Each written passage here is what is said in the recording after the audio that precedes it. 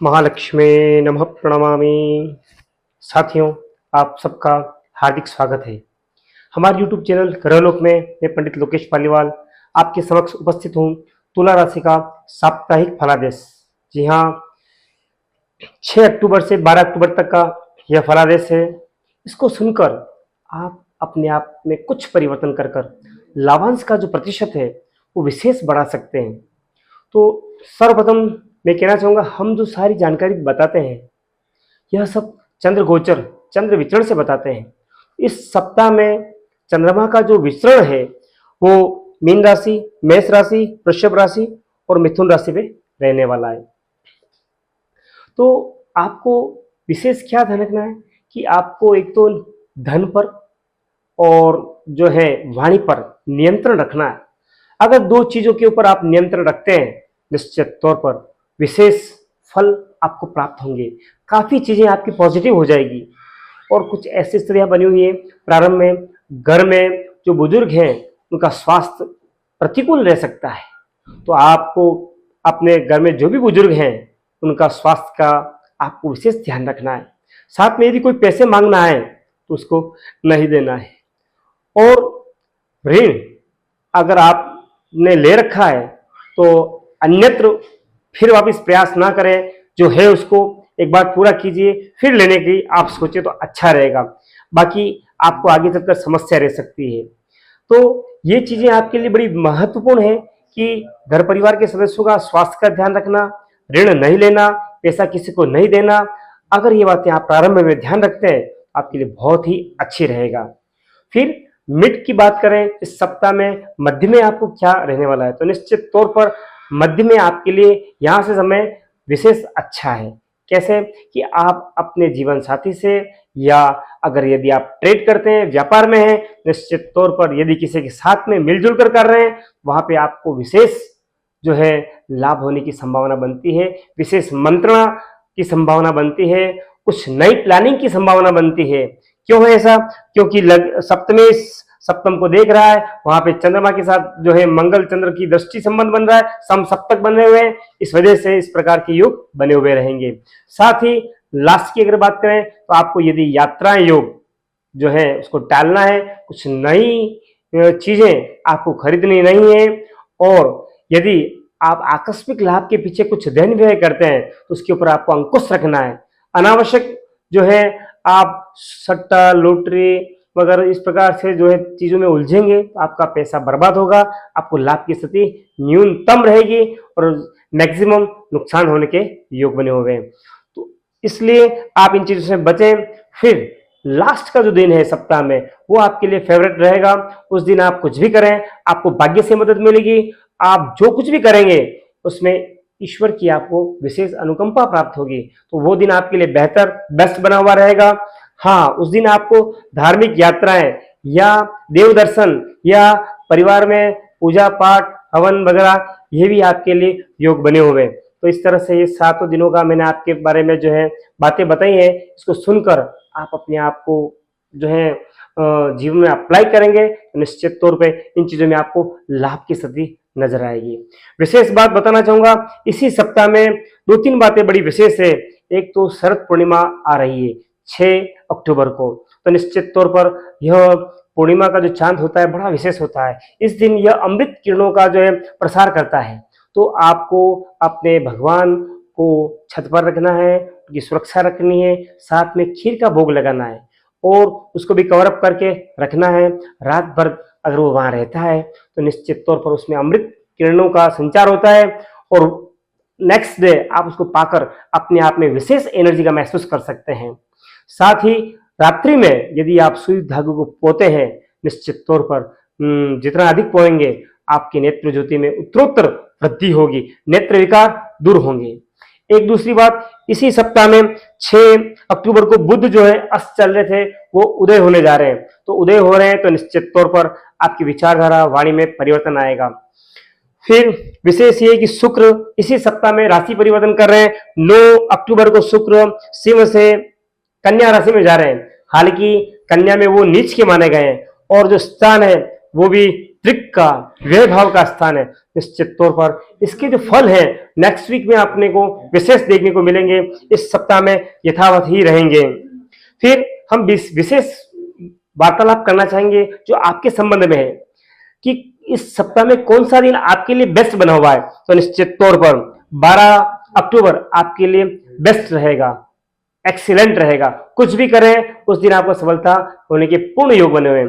फिर बात करें कौन सा कलर आपके लिए अच्छा रहने वाला है, तो निश्चित तौर पर लाइट कलर आपके लिए बहुत अच्छे रहेंगे। आपके विचारों के लिए, आपके कार्यों में आपका मन, आपका उत्साह, ये सब चीजें अच्छी रहेगी। लाइट ग्रीन है, लाइट रेड है, लाइट जो है ग्रीन, लाइट रेड, ऑरेंज, ये जो कलर है लाइट लाइट लाइट, तो निश्चित तौर पर ये आपको विशेष उत्साहवर्धक करने वाले होंगे।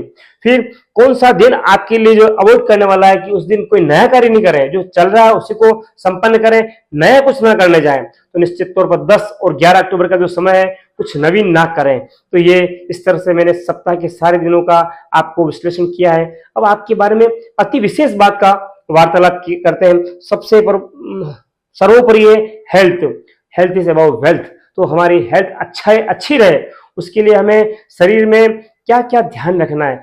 अच्छा, कुंडली में कहां से हम हेल्थ का विचार करेंगे, तो रोग भाव और तनु भाव में कहां पर और प्लस रोग भाव में कहां, या पूरी कुंडली में कहां कुयोग बने हुए उस स्थान पर हमें जो है कुछ तकलीफ रह सकती है। तो निश्चित तौर पर आपकी कुंडली का विश्लेषण करते हुए हाथ के ऊपर और पिंडली के ऊपर और पेट के आसपास और जो है कुछ जो है आपको कमर, ये चीजें आपके लिए पेनफुल रह सकती है, कुछ दर्द रह सकता है, नसों में खिंचाव रह सकता है।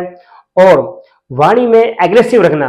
मेंटल हेल्थ भी बड़ी विशेष होती है, फिजिकल से भी महत्वपूर्ण मेंटल हेल्थ है। तो निश्चित तौर पर आप अपने आप को कूल रखिए, तो निश्चित तौर पर सारे कार्य आपके अनुकूल बनेंगे। फिर बात करें लव की, तो निश्चित तौर पर लव के अधिपति आपकी कुंडली में सैटर्न शनि है। पंचम भाव से हम विचार करते हैं, पंचम भाव के अधिपति शनि रिपु स्थान पर गए हैं। निश्चित तौर पर वही राहु स्थित है। तो कुछ नया करने ना जाएं, यथावत बने रहे तो अच्छा रहेगा। बाकी कुछ न कुछ विपरीत बात हो सकती है। फिर बात करें रिलेशन की, आपका रिलेशन दूसरों के साथ कैसा रहने वाला है, तो ये सारी बातें लग्न से जो है इंगित करती है। तो इंगित करती है यानी कि लग्न अपना मस्तिष्क है। इस काल पुरुष की जो कुंडली है इसमें 12 भाव है और 12 भाव अपने बॉडी में डिवाइड किए हुए हैं। तो लग्न मस्तिष्क जहां से हम विचार करते हैं, चिंतन करते हैं, वो ये होता है। तो यहां से ही हमारे सब रिलेशन तय होते हैं। तो लग्नेश शुक्र जो है वो एकादश भाव में गए और वे भाव में जाने वाले इसी सप्ताह में। तो निश्चित तौर पर आपका जो है व्यवहार, आपका मन, विचार, वाणी के ऊपर, मन के ऊपर डिपेंड आ रहा है। अगर आप इनको अनुकूल रखेंगे निश्चित तौर पर रिलेशन अच्छे रहेंगे। इन दोनों चीजों में अगर विपरीत रहे आप तो निश्चित तौर पर परिणाम भी विपरीत रहेंगे और वो अच्छा नहीं रहेगा। फिर बात करें जो है कैरियर की, तो कैरियर के अधिपति बने हुए आपके मून, चंद्रमा, जो कि हर 2.25 दिन में बदल जाते हैं, कुंडली में घूमते रहते हैं। फिर देखते हैं यहाँ पे कोई शुभ ग्रहों की दृष्टि है कि किसी भी ग्रहों की पूर्ण दृष्टि नहीं है। तो निश्चित तौर पर आपके लिए यही कहना चाहूंगा कि आप यथावत बने रहें, कुछ नवीन करें तो उससे पहले चिंतन करें कि मैं क्या करने जा रहा हूं और उसमें आप अच्छा विशेषज्ञता हासिल करें, फिर कुछ नया करने जाएं।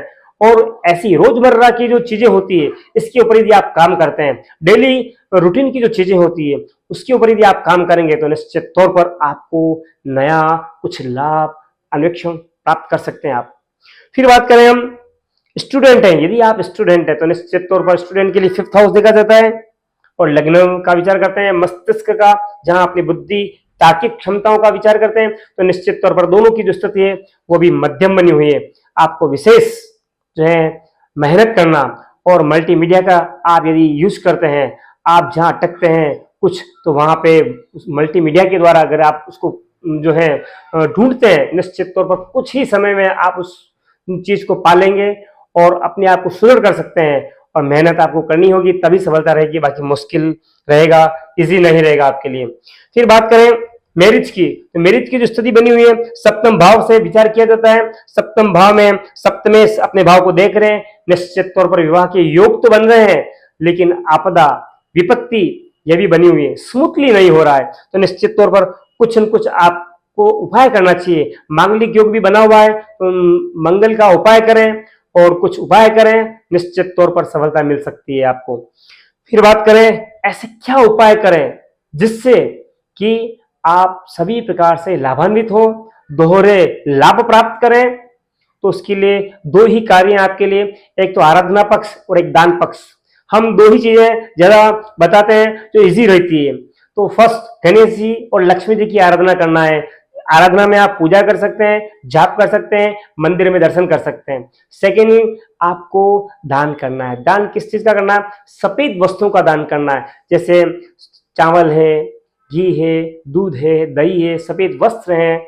इन चीजों का आप जो है दान दीजिएगा। निश्चित तौर पर यह कर आप विशेष लाभान्वित हो सकते हैं। मित्रों, यदि मेरी बातें आपको अच्छी लगी हुई हो, अपने स्वजन से, अपने मित्रगण से आप शेयर करें, लाइक करें, चैनल को सब्सक्राइब करें और नीचे कमेंट बॉक्स में जय महालक्ष्मी नमः अवश्य लिखें। धन्यवाद।